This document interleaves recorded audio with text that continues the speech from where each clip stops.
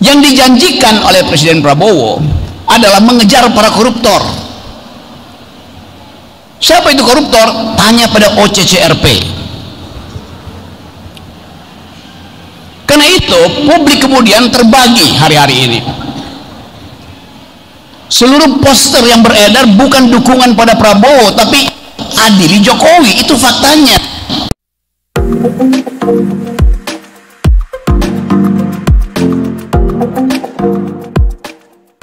Oke, terima kasih. Setelah 100 hari kepemimpinan Prabowo dan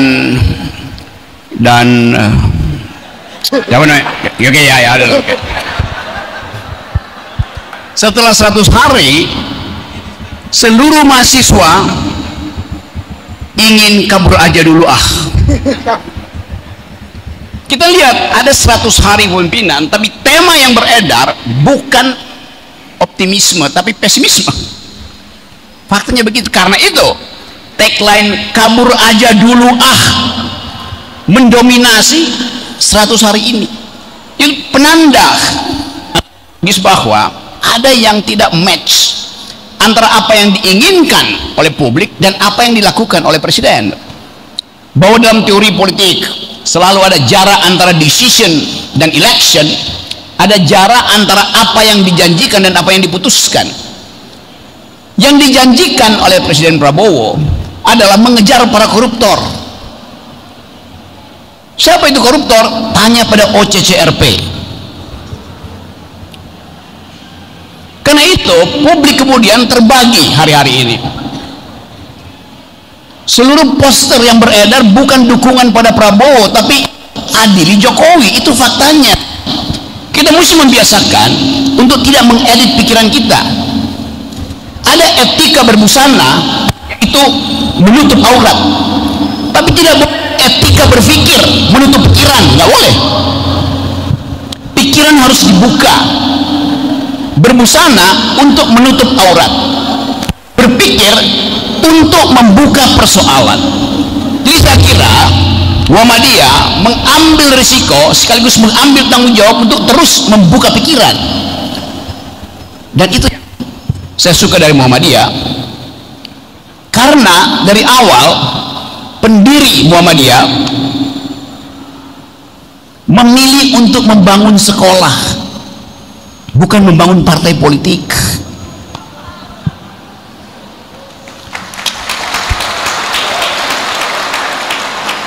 Seandainya brother Kiai Ahmad Dahlan pada waktu itu memilih membangun partai politik, kader Muhammadiyah udah pakai rompi kuning semua, rompi orange.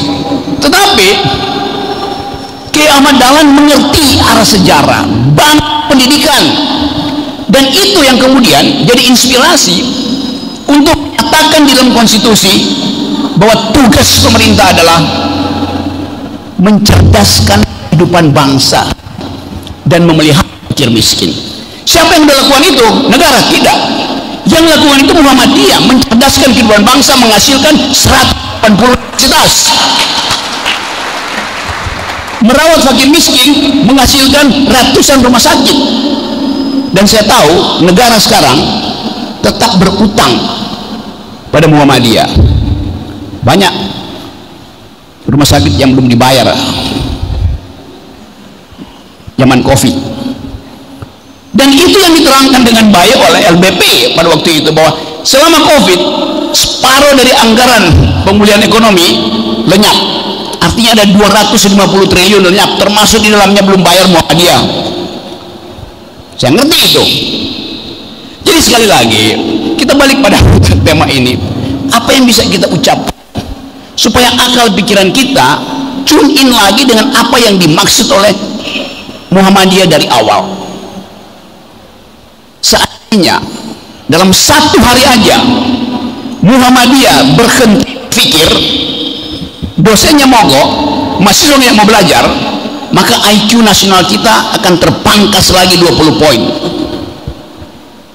Itu yang secara kuantitatif begitu. 1 hari Muhammadiyah mogok, pengetahuan Indonesia berkurang 20%. Jadi apa yang dilakukan Muhammadiyah? Mensuplai inteligensi negara. Muhammadiyah menambahkan IQ, sementara pemerintah mengurangkan IQ. Jadi trade off itu kita lihat hari-hari ini. Saya tidak ingin mengatakan bahwa Muhammadiyah kehilangan akarnya karena ngolah tambang.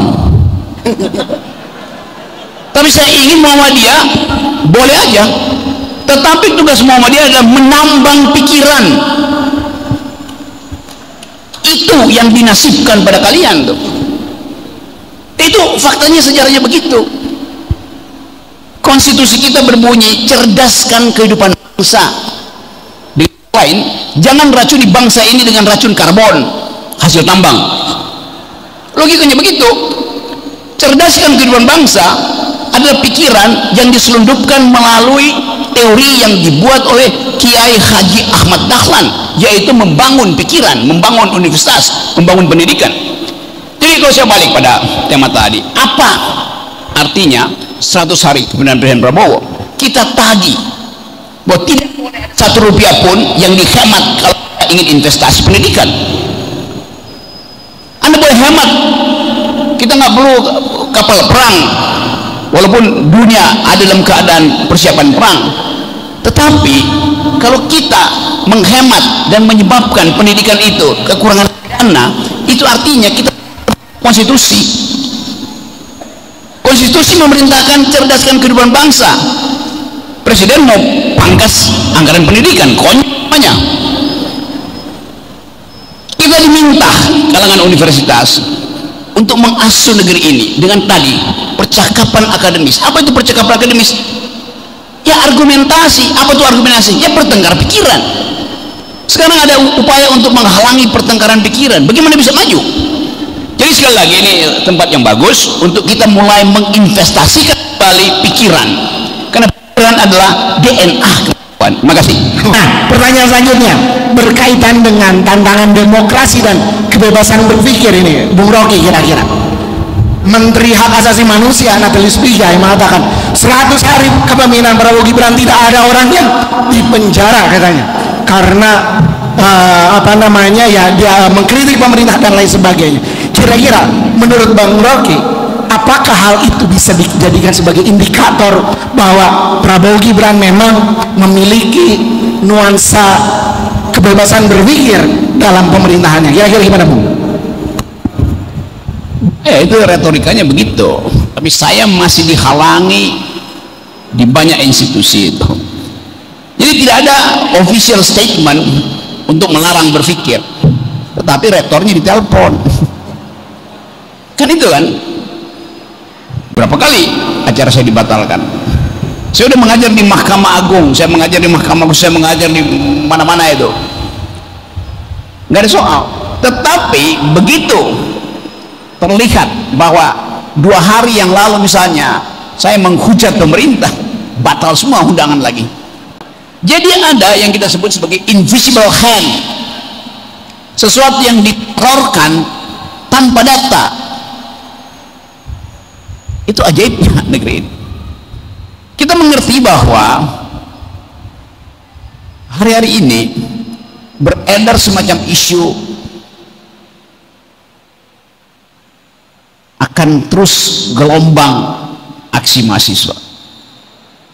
Diputuskan oleh BEM seluruh Indonesia. Tadi pagi mestinya saya ada di Universitas Indonesia untuk kasih pidato, diundang kemana-mana tuh. Tapi saya bilang saya mau ke Samarinda tuh. Dan mereka menganggap bahwa tidak ada bedanya memberi pidato di UI dan di Samarinda. Pada akhirnya nggak ada bedanya. Kenapa? Karena mereka menganggap bahwa setiap ucapan yang memungkinkan terjadinya lompatan pikiran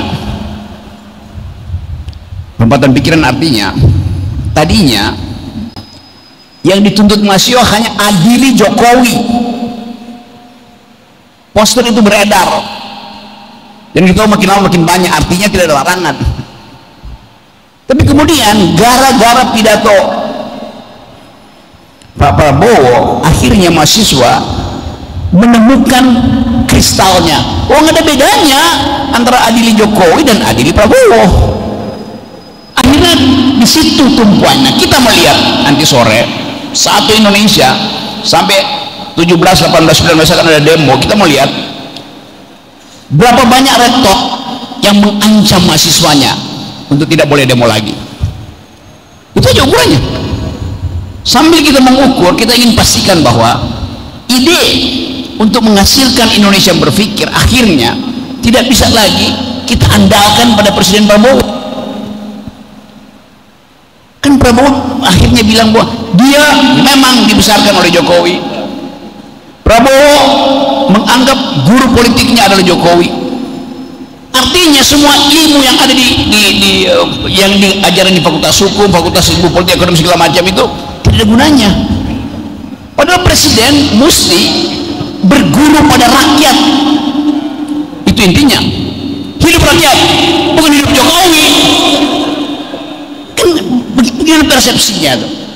Jadi terlihat ada perubahan di dalam mental presiden. Dan itu yang diolok-olok sekarang di semua media massa. Anda lihat meme, satire itu.